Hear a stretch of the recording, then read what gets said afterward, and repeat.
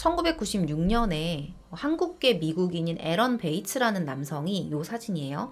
한국을 찾습니다. 6살 때 미국으로 입양이 됐었던 남성이었는데요.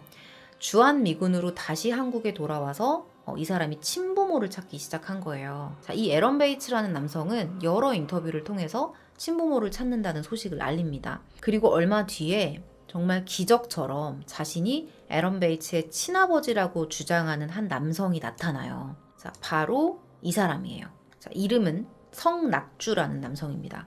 당시에 이 두 사람의 상봉 스토리가 엄청나게 큰 관심을 끌었었거든요. 이유가 있었어요. 왜냐면 이 아버지라고 하는 성낙주라는 사람이 사형수였던 거예요. 이 성낙주라는 사람이 교도소에서 애런 베이츠의 사연을 접하고 99년쯤에 이 교도소에 의료봉사를 나왔던 한 의사에게 내가 친아버지다라는 사연을 전했던 거예요. 그리고 2000년에 이 두 사람이 특별 면회로 상봉을 하게 된 겁니다.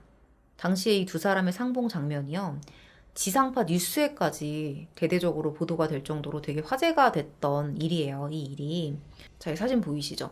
당시에 뉴스에도 나왔었어요. 28년 만에 부자 상봉이다. 사형수가 된 아버지와 입양이 됐었던 미군 아들이 만났다. 막 이런 감동적인 스토리로 막 보도가 됐던 거예요. 근데 3년 뒤에 충격적인 반전이 벌어집니다. 자, 2003년 KBS 스페셜 제작팀이 이 상봉 스토리와 관련한 프로그램을 하나 제작을 하는데 이 두 사람의 DNA 검사를 의뢰를 한 거예요. 근데 불일치 판정이 나와요. 친아들이 아닌 거죠.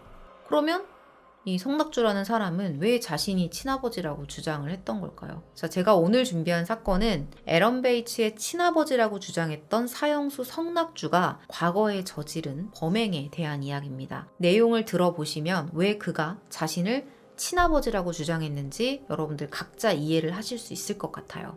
자, 1994년 8월 14일에 하나의 실종 사건이 발생을 합니다. 성북구 월곡동에 위치한 황금장 여관의 주인인 딸이 사라진 거예요. 중학교 3학년 2학이 실종된 겁니다.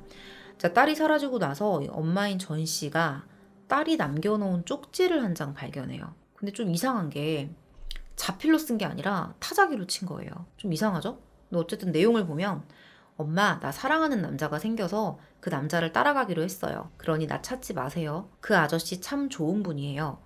엄마도 나 잊고 아저씨랑 행복하게 사세요. 이 아저씨라는 사람은 엄마랑 같이 사는 남자를 얘기하는 거예요. 근데 엄마 나 찾지 마세요. 그 아저씨 좋은 분이니까 엄마 나 잊고 아저씨랑 행복하게 사세요. 이렇게 적혀 있었다는 거예요. 근데 타자기로 쓰여진 쪽지도 이상했는데 딸이 이런 행동을 할 애가 아닌 거예요. 좀 이상하다고 생각은 했지만 그래도 가출했다라고 생각을 하고 경찰에다가 가출 신고를 합니다. 근데 일주일 뒤인 21일에 이 전 씨까지 사라져요. 딸이 없어지고 일주일 뒤에 이 전 씨도 같이 사라진 거예요. 자, 여관의 주인 모녀가 둘 다 사라진 거예요. 이게 운영이 될 수가 없잖아요. 근데 이 여관이 멀쩡히 잘 돌아가요. 평소에 못 보던 사람이 주인 자리를 떡하니 차지를 하고 있는 거예요. 누구였냐면 전 씨의 동거남이었던 성낙주, 43세의 성낙주였습니다. 어쨌든 자기랑 동거하던 여자하고 딸이 사라졌는데 너무 태연하게 거기 딱 앉아가지고 주인 행세를 하면서 여관을 운영하고 있는 거죠. 그래서 평소에 전 씨하고 되게 친하게 지내던 친구가 있었어요. 그래서 그 친구가 전화를 걸어서 친구 어디 갔어요? 이렇게 물어봐요. 그랬더니 성낙주가 하는 말, 딸이 가출해서 절에 불공 들이러 갔어요. 이렇게 대답합니다. 근데 정말 이상했던 건 평상시에 전 씨가 이 몇십 년 지기 친구한테 아주 작은 일도 다 상의를 했었거든요. 뭐 힘든 거 있으면 다 이 친구한테 얘기하고 상의를 했었단 말이에요. 근데 이렇게 아무 말도 없이 사라진다고? 뭔가 좀 이상한 거예요. 평소에 이런 일이 자주 있었으면 모르겠는데 이 양은 평소에 학교에서 굉장히 성실한 학생이었고 엄마하고도 되게 친했어요. 서로 의지하면서 잘 지냈단 말이에요. 근데 갑자기 타자기로 적은 메모 한 장 딸랑 남기고 가출을 했다? 이 사실을 납득하기가 어렵죠. 그런 상황이었던 거예요. 자, 모녀가 연이어 행방이 묘연해진 것에 이 친구라는 분이 강한 의심을 가졌고요. 경찰에 신고를 하게 됩니다. 자, 그리고 신고를 접수한 경찰이 유력한 용의자로 지목한 사람이 있었어요. 누구였냐면 자, 성낙주라는 사람이에요. 성낙주라는 이름 아까 앞에서 들어보셨죠? 자, 그래서 이 성낙주를 유력한 용의자로 특정해서 임의동행 형식으로 경찰서로 데려가서 조사를 해요. 근데 경찰이 어디 갔어요? 그 두 사람. 행방 좀 얘기해봐요. 이렇게 추궁을 했더니 계속 같은 말만 반복을 해요. 전 잘 모르겠는데요. 저는 모르겠어요. 연락을 안 해봤는데. 연락 안 되던데요. 저한테 별말 없었는데요. 계속 모른다는 식으로 반응을 하는 거예요. 이제 또 경찰이 모녀에 대해서 구체적으로 질문을 하잖아요. 근데 또 그 상황에서 상황이 좀 불리해지면은 연부를 외워요. 연부를 외우면서 대답을 자꾸 회피하는 모습을 보이는 거예요. 이렇게 하루가 넘도록 계속 버팁니다. 그래서 경찰이 전 씨가 실종된 날, 그러니까 성낙주 말로는 그녀가 불공을 들이러 갔다던 21일 그날 뭐 했는지 물어봐요. 알리바이를 막 해먹기 시작한 거예요. 여기서 성낙주가 뭐라고 얘기하냐면 저 경동시장에 장 보러 갔었는데요. 이렇게 대답을 해요. 근데 이거는 사실이 아니었습니다. 자, 경찰이 성낙주의 소지품을 막 수색을 했는데 21일에 고속도로 휴게소 식당에서 사용한 영수증이 발견된 거예요. 알리바이가 무너지는 거죠. 자, 여기서 경찰이 모녀의 실종 사건에 대한 범인이 성낙주라는 것을 확신합니다. 자백을 받아내야 되는데 경찰이 계속 집요하게 추궁을 했거든요. 결국에는 버티지 못하고 이틀 만에 자기가 모녀를 살해하고 시신을 안매장했다라는 사실을 자백을 해요. 자, 그리고 경찰은 이 사건의 인과를 파악하기 위해서 성낙주가 주인 모녀와 같이 살게 되었었던 그 경위에 대한 조사에 들어갑니다. 어떻게 이 세 사람이 같이 살게 됐는지에 대해서 조사를 한 거예요. 자, 그 내용에 대해서 지금부터 말씀을 드릴게요.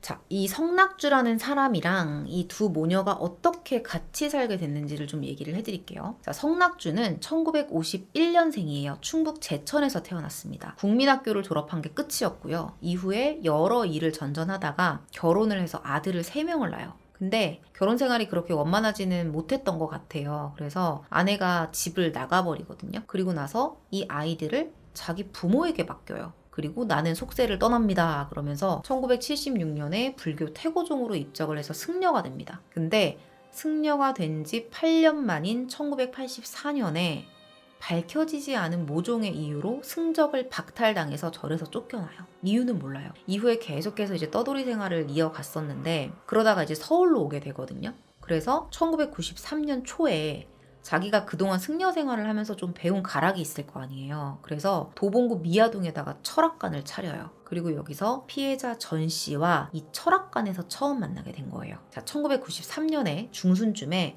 전 씨가 철학관을 찾아와서 이제 인생 상담을 한 거예요. 그러면서 이 두 사람이 처음 안면을 트게 되는데요. 당시에 전 씨 상황이 되게 안 좋았어요. 남편하고 일찍 사별을 해서 딸 하나를 데리고 여관 종업원으로 일을 하면서 악착같이 돈을 모아서 이 여관을 인수한 사람이에요. 여러분, 남편이 없이 혼자 아이를 키우면서 여관에서 종업원으로 일을 하면서 그 여관을 인수했다고 하면 이게 정말 보통 생활력이 아닌 거거든요. 엄청 강한 사람이죠. 그리고 이 과정에서 성낙주가 전 씨에게 접근해야겠다는 결정적인 의도를 갖게 한 부분이 있어요. 이 전 씨가 여관을 인수했잖아요. 근데 이것뿐만이 아니었던 거야. 이거 말고도 다른 부동산들을 여러 채 소유하고 있다라는 사실을 성낙주가 알게 된 거예요. 그래서 의도적으로 접근을 합니다. 제가 점도 좀 봐드릴게요. 사주도 좀 봐드릴게요. 이러면서 막 그런 핑계를 대면서 전 씨의 집에 자주 들락거렸던 거예요.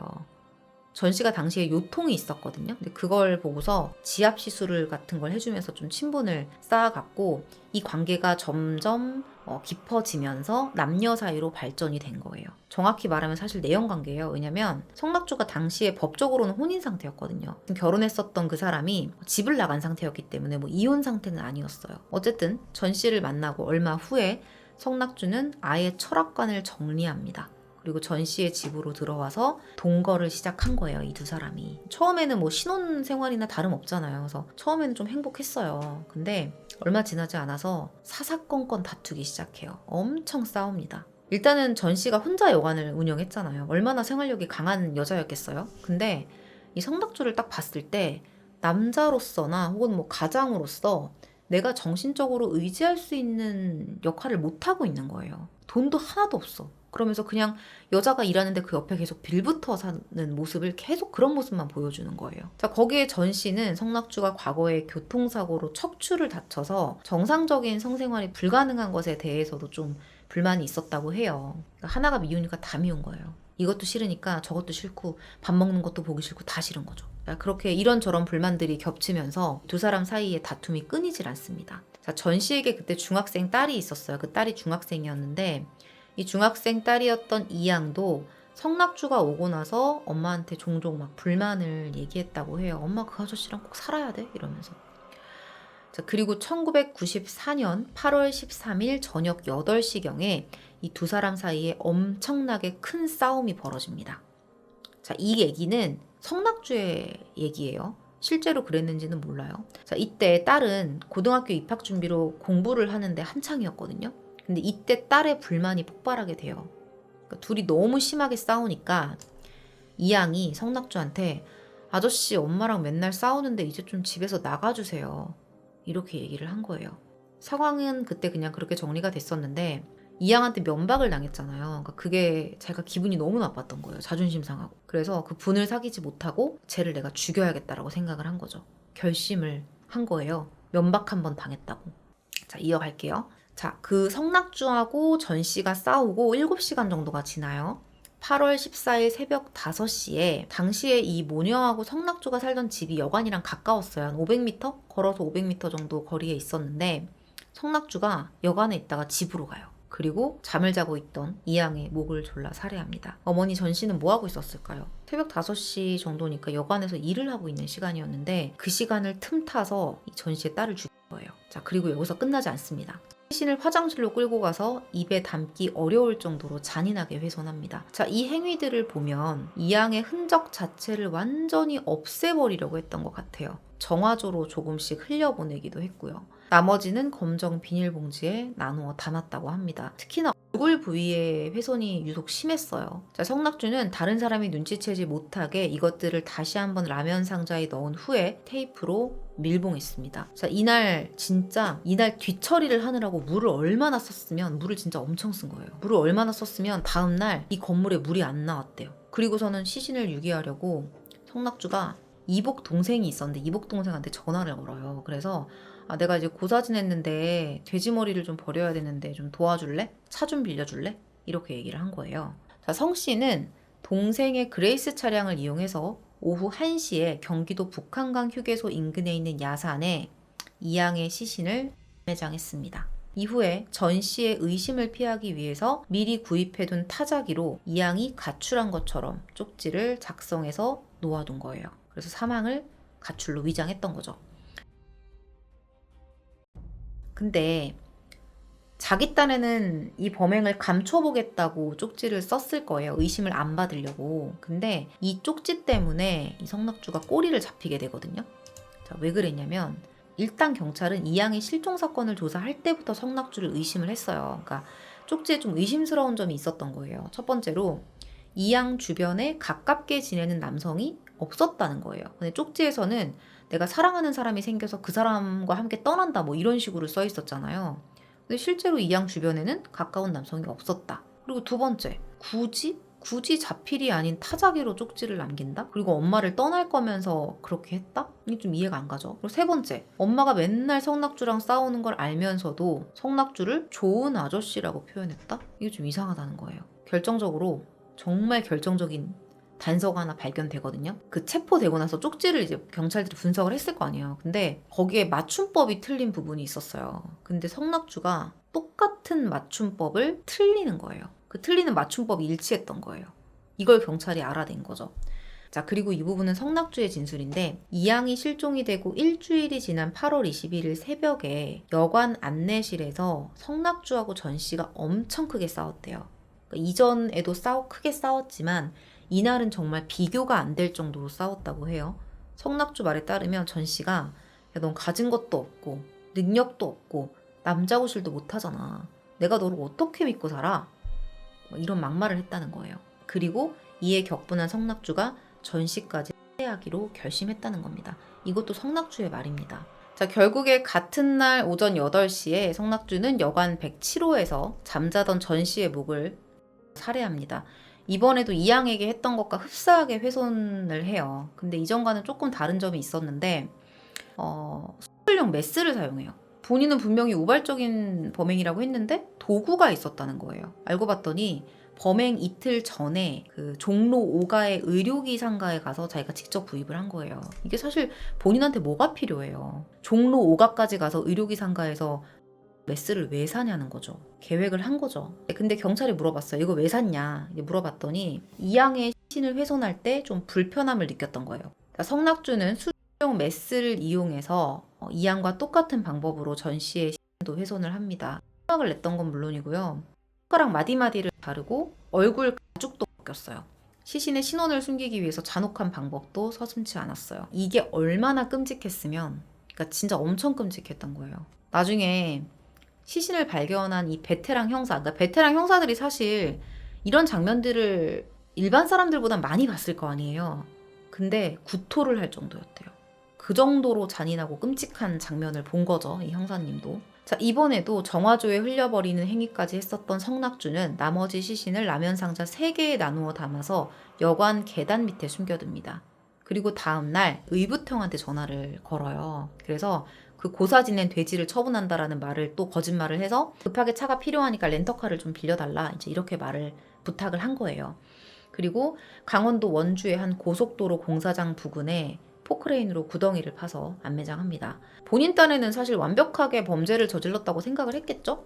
그러니까 여관에다가 태연하게 자기가 주인 행세를 했을 거예요. 결국에는 이 전씨 친구의 의심으로 덜미가 잡힌 거고요. 자, 여기까지가 사건의 전말입니다. 자, 성낙주가 말하는 범행 동기에 대해서 뭐 이양이 대들고 전 씨가 구박했다, 그래서 했다, 범행을 했다라고 밝혔지만 경찰은 사실 그 말을 그대로 믿지 않았어요. 숨진 전 씨가 여관 이외에도 서울 영등포에 수억 원대의 부동산을 갖고 있는 점을 봤을 때 재산을 노린 계획적인 범행 가능성이 높다고 판단을 했던 거죠. 자, 실제로 2가지 정황이 있었죠. 첫 번째로는 메스를 미리 종로에 가서 샀다는 거. 그리고 타자기를, 사실 여러분 타자기를 살 일이 뭐가 있을까요? 타자기를 왜 사? 뭐 작가지망생이야? 아니 뭐 형사가 꿈이야? 타자기를 사실 일반 사람들이 구입을 해야 할 큰 이유가 없거든요. 자, 여기까지가 사건 전체 내용입니다. 다시 맨 앞에 내용으로 좀 돌아가 볼게요. 자, 왜 성낙주가 자신의 아들도 아니면서 에런 베이츠의 친아버지라고 주장을 했었는지 여러분들 짐작이 가시죠? 이게 다 자기를 위한 거짓말이었던 거예요. 에런 베이츠를 이용한 겁니다. 감동적인 어떤 사연의 주인공으로 주목을 받아서 어떻게든 감형을 받고 싶어서 쇼를 했던 거예요. 감형에 대한 얘기도 있고요. 뭐 사형 집행을 좀 미루고 싶어서 뭐 여러 가지 추측들이 있습니다. 살인 및 시체 유기 혐의로 기소된 성낙주는 1994년 12월 21일에 사형을 선고받습니다. 재판부는 피고인이 범행을 반성하고 불우하게 자라난 성장 환경을 감안하더라도 이 사회가 날로 극악으로 치달아가는 현실에 경종을 울리기 위해 극형을 선고할 수밖에 없었다고 밝혔어요. 97년까지 사형이 집행이 됐지만 성낙주는 운 좋게 형 집행을 피한 채 지금도 수감 생활을 이어가고 있습니다. 현재는 광주교도소에 있어요. 조용히 수감 생활을 이어가고 있는데 교도소에서 남은 생을 마칠 것으로 보입니다. 자, 오늘 준비한 사건 파일 리뷰 컨텐츠는 여기서 마무리하도록 하겠습니다. 시청해주셔서 감사합니다. 자, 이 영화 아세요, 여러분? 2007년에 개봉한 영화예요. 마이 파더라는 영화인데 이거 보신 분들도 있을 것 같아요. 이 감독이 누구냐면 오징어 게임 황동혁 감독의 데뷔작이에요, 이 작품이. 근데 이 영화가 성낙주 사건을 모티브로 만든 영화예요. 근데 포스터를 딱 보시면 되게 감동 스토리일 것 같지 않아요? 여기 포스터에도 써있어. 감동 실화라고 써있어. 실제 영화 내용도 좀 그랬는데 이게 문제가 뭐였냐면 극악무도한 살인자를 너무 미화하는 영화였다는 거예요. 영화상에서 이 살인범 이름이 황남철이거든요. 근데 이 인물이 여기 영화에서도 동거녀하고 딸을 살해한 죄로 사형을 받은 살인마로 나와요. 근데 설정을 그렇게 해놓고서도 이 범죄자가 되게 착한 사람으로 미화가 됐다는 거예요. 오히려 막 유족들이 더 악랄해 보이게끔 그렇게 비춰졌다고 합니다. 제작사 측에서는 아니라고는 하는데 논란은 계속되고 있었죠. 이게 무슨 생각으로 이런 끔찍한 사건의 스토리를 감동 스토리로 풀어낼 생각을 했던 건지는 좀 이해가 안 가요. 뭐 차라리 사실 뭐 사형수가 과거에 뭐 엄청나게 막 억울하게 누명을 쓰고 막 사형수가 됐다 그러면 뭔가 좀 감정적으로 공감도 되고 눈물도 한 방울 또르륵 뭐 흐르는데 문제가 없을 것 같은데 이런 끔찍한 범행을 저지른 사형수를 주인공으로 두고 어떻게 감동 스토리를 풀어내고 싶었던 건지 제 기준에선 좀 이해가 안 되더라고요. 오늘 내용은 여기까지 정리하도록 하겠습니다. 감사합니다.